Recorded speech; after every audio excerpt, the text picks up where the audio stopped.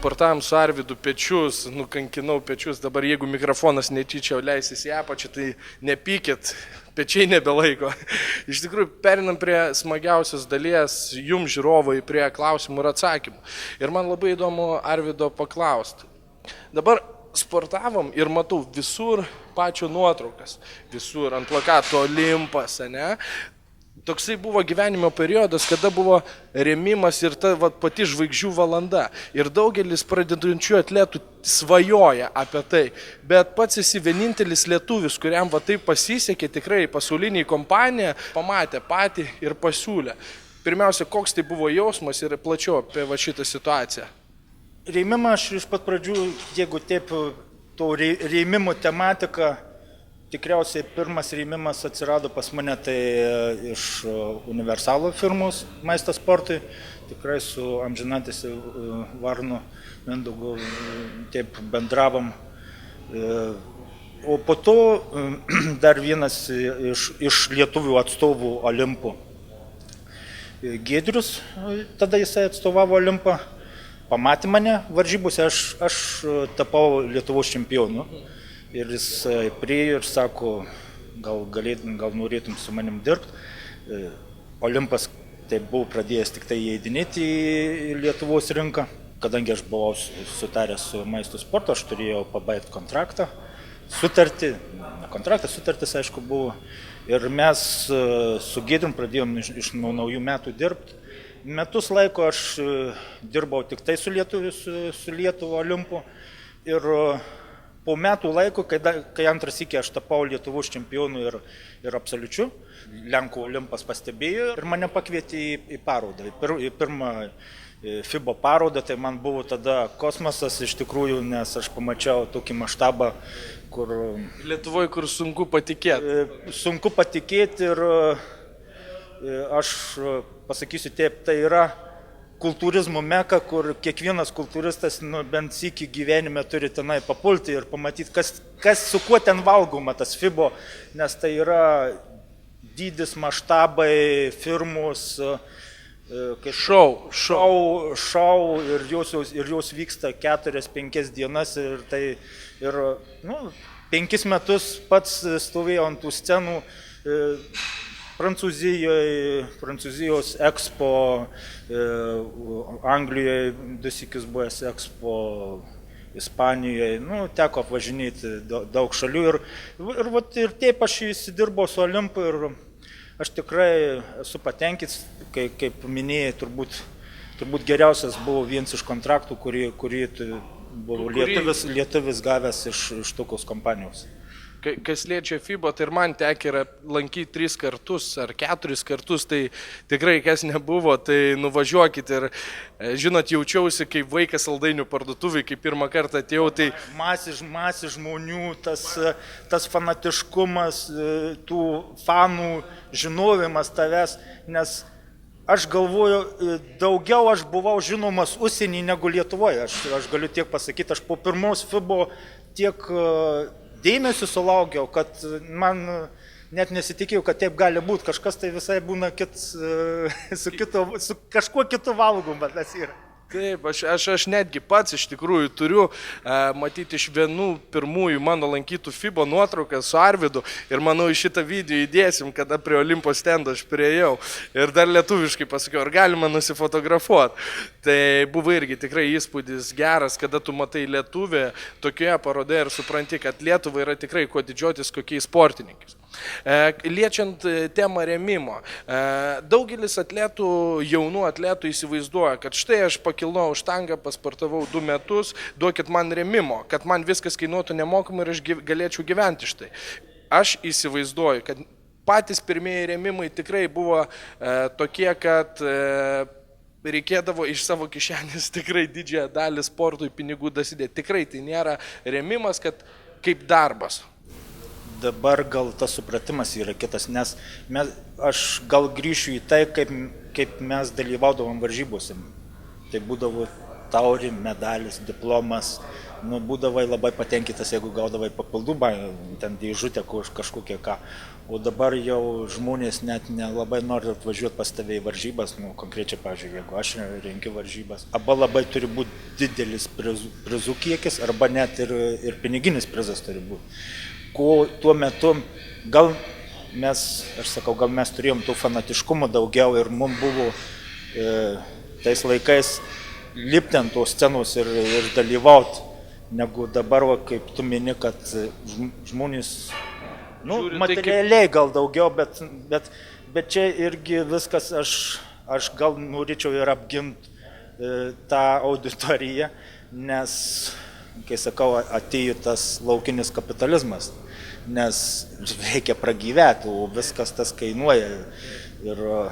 Ir kai aš, pavyzdžiui, pasiklausau, kad diduma ruošiasi tenai miestuose ir jie dar mokasi už klubus. Pavyzdžiui, pas mane, kurie sportininkai ruošiasi, aš jiem automatiškai leidžiu ir nuolaidas, ir papildai, ir visiškai nemokamai sportuoja viskas, o dar kiti ir didmiesčiuose dar turi užsimokyti už klubą. Tai tas, kai sako, nueina į kapeikėlį. Bet kad rėmimą nori gauti jį iš karto po pirmų varžybų, tai čia yra labai keista, arba žmogus apie save labai yra geros nuomonės, o kai gera nuomonė, tai automatiškai tu atsipalaidavęs. Nes aš žinau, kaip pagal save, aš ruošdavausi varžybom iš paskutinių savo kapeikėlių ir pas mane buvo tas atsakingumas. Aš net ir skaičiuodavau, kur aš važiuosiu, kad aš bent papulčiau į prizininkus komercinėse varžybose, kad man tas viskas atsipirkinėtų. Tada tu stengiasi ir spaudėsi. Yra motivacija. Maksimaliai, tai yra motivacija, kaip tu sakai. Kaip ir versle. Verslininkai, kurie investuoja savo lėšas ir rizikuoja savo lėšom, daro kur kas atsakingiau negu iš svetimų. Negu paėmė paskolas kažkokias ir dar, kai sako kompanionas, kažkas investuoja į tave. Tai va tas ir yra. Ir dabar diduma vis. Pirmas klausimas, ką aš iš to turėsiu. Kas, aš sakau, tu turėsi gražų kaifą, tą salį, tą ekstremą, tą draivą, tą visą tą norą. Bet, yra kitai dabar. Supratimas yra pasikeitęs visiškai. Mes turbūt tie tokie truputėlį kitaip suformuoti ir kitaip užgrūdinti esame tų laikų. Kalbant apie tuos laikus, aš kiek prisimenu, kad aš pradėjau sportuoti prieš 12 metų ir atėjau pirmą kartą į kultūrizmo varžybas, tai buvo tokie sportininkai kaip Žuras, Pocius, pats, tada Giedrius, taip, Gailiūnas buvo, kitų dabar sunku atsiminti, bet buvo, man kaip jaunam žmogui, tai buvo kaip herojai, kurie konkuruoja vienas su kitu. Ir kiekvienais metais, atsimenu, buvo įdomu kovos, kas tam penketukė, kaip atsistos. Dabar man labai gaila, bet iš tikrųjų, kaip lankausi varžybose paskutinius 4 metus, dėja tokios kovos aš nematau, kad būtų kiekvienais metais tie patys ir norėtų viens kitą apkonkuruoti. Būdavo kažkokie lyg herojai. Kas atsitiko, kad netęsia? Ta prasme, sudalyvauja varžybose vienais metais ir netgi specialiai kartais nedalyvauja varžybose, nežino, kad tas gali atvažiuoti. Kodėl taip yra? Tai jeigu į tą temą, tai aš pasakysiu, užbėgdams. Paskutiniu metu pradėjau nedalyvauti Lietuvos varžybose, nes būdavo taip, jeigu sužino, kad aš ruošiuosi varžybom, kiti nesiruošia. Tai ir būdavo toks, tai tu ten ateisi, tu pasimsi tas pirmas vietas, ką mums ten dalyvauti. Pas mus būdavo tas, aš dalyvavau su Pocium, su Olegu Žuru, su Rolandu Pocium ir man nebuvo minties, kad aš neįsiu dalyvauti, nes aš esu smulkesnis, aš esu mažesnis ir taip toliau. Man buvo tikslas lygiuotis į juosius. Motyvacija. Ir tas, kad aš su kiekvienais metais prie jų artėdavau, nes aš matydavau ant pačiaus scenos, kaip aš atrodo, prie jų tam fone tam visam. O dabar žmonės nenori to. Ir vėl gaunasi tas, jeigu aš neturėsiu to medalių, to prizų, tai kam man tas reikalinga? Galima sakyti, kad renkasi lengviausią kelią tapti čempionu. Jau, renkasi lengvesnį kelią tapti čempionu, eina į kitas kategorijas, kad tik tai nesusidurtų su tuo priešininku rimtesniu. Ir antra, gavosi tokia situacija, kad mūsų sportas tuo metu neturėjo tų kategorijų. Klasikinis kultūrizmas, bikinis, dabar mens fizikas. Šitos kategorijos visai nebuvo ir jau atsiradus tom kategorijom labai buvo nukraujavo kultūrizmas. Nukraujavo kultūrizmas, nes automatiškai atsirado lengvesnis kelias dalyvauti varžybose. Aš daugiau, aišku, lyginu su klasikiniu kultūrizmu. Kur kultūristui daryta masė, mėsa, kai sako, aukoti savo sveikatą ir viską, ir klasikinis. Aš nesakau, kad pasiruošimas yra tas pats, bet masės periodas yra žymiai skirtumas. Taip, trumpesnis. Trumpesnis ir nereikia tiek atidavinėti, kai sakau, savo sveikatos ir laikų ir finansų, net ir su pačiais finansais. Gavosi toksai, kad ištempė tas kategorijas ant daugiau ir sumažėjo. Ir kategorijos, ir konkurencija sumažėjo. Matyt, pasaulinė rinka padiktavo tokį, kad daugėja žmonių norinčių dalyvauti, o Lietuvoje per mažai tų sportininkų ir dėl to išsibarstė. Ir per mažai tų sportininkų. Ir antra, aš nenoriu būti blogų pranašų, bet prieš 5-6 metus, kai atsirado bikinis, aš pasakiau, kad kūno fitnesui moterų bus sunkus laikai. Ir automatiškai tas pasimatė. Tas pats bus net su klasikiniu kultūrizmu. Aš jau dabar nešneku apie kultūrizmą, nes ateis mens fizikas, kuris nereikalauja tiek, kiek reikia įdėti. Ir automatiškai vėl nukraujuos dar tas klasikinis kultūrizmas ir pas mus bus tokia įsitempusi po 4, maksimum 5 žmonės kategorijai. Tai yra ne tos kategorijos, kur, kaip pats sakai, išeidavo, kad mes ir išeidavom, gal ten 3-4 tokie būdavo aiškus gal lyderiai, bet dar išeidavo prie jų dar gal 5, kurie būdavo silpnesni, bet jie kovodavo irgi dėl tos 3, 5 vietos.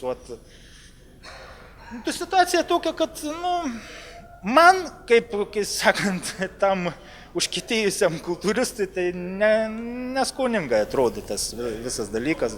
Galbūt čia pačio teorija ir tinka. Atsiras, norėjau sakyti vyrų bikinis, bet mens fizikas. Kai kurie tai vadina, neslėpsim, vyrų bikinis. Bet yra gerų atletų tikrai. Esmė, kad išsitempia nuo labai tokių lengvų sportininkų iki super mesų ir išsivarsto. Ir tada galbūt žmonės nebežino, ką palaikyti. Kaip yra su tuo, su tais super dideliais. Gaila, Lietuvoje mes neturim tų super. Aš nenoriu taip prisimtos pasakyti, kad sunkiasvorių era baigėsi su manim. Čia kažkaip tai, bet paskutiniu metu mes virš 100 kategorijų, kas būtų sunkiasvoriai virš 100, faktiškai, kodėlis mes dirbam su Tomu. Mes jau virš 100, kur mūsų Lietuva buvo, tie būdavo svorių kategorija, mes būdavom iki 100, dabar virš 100, faktiškai važiuodavom į pasaulį, į Europą. Dabar tos kategorijos labai silpnos yra ir aš nežinau dėl ko. Kaip mūdu ir kalbėjau, kad vienas dalykas nukraujavo su klasikiniu kultūrizmu. Dabar nukraujuosim dar su mens fiziku ir nebus tų stimulų tam jaunimui temptis prie tų didelių. Mano bičiulis, kurį irgi pamatysit vienoje laidoje, Anton Zainčkovski, jisai dalyvauja irgi vyrų, bet jo ūgis yra labai nedidelis ir jis tikrai jam sunku perlipti 100 kg varžybiniam svorį. Ta kategorija virš 100 ji yra vienas dalykas, labai sunki kategorija. Antras, iš pačių gyvenimo stiliaus yra sunku.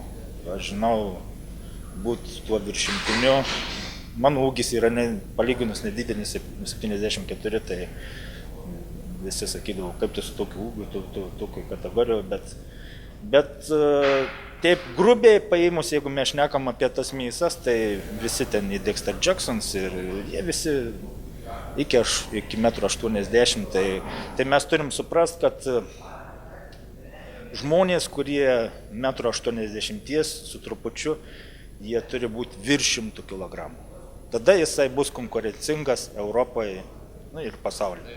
Aš, kaip žinia, nesu varžybinis, bet man tikrai labai patinka mėsos kalnai ir aš tikrai su savo gyvenimo būdu stengiuosi kuo daugiau priaugti raumenų ir linkiu jums, kad ir jūs stengtumėtės galbūt pereit ne varžybinį, bet savo gyvenime virš 100 kg, kad būt off-seasone pakankamai normalioj formai, apie 100 kg ir turėti tikrai įdomų gyvenimą, susitikti su įdomiai žmonėm, pakelt skirtingose vietose geležį ir pajaus, kad jūs turit raumenis, kaip aš šiandien pajaučiu pečių treniruoti.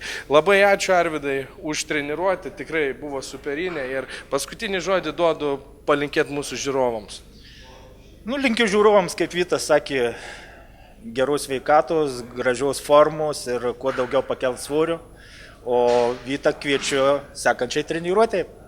Būtinai, manau, atvyksim ir padarysim kažką kito nei pečiai.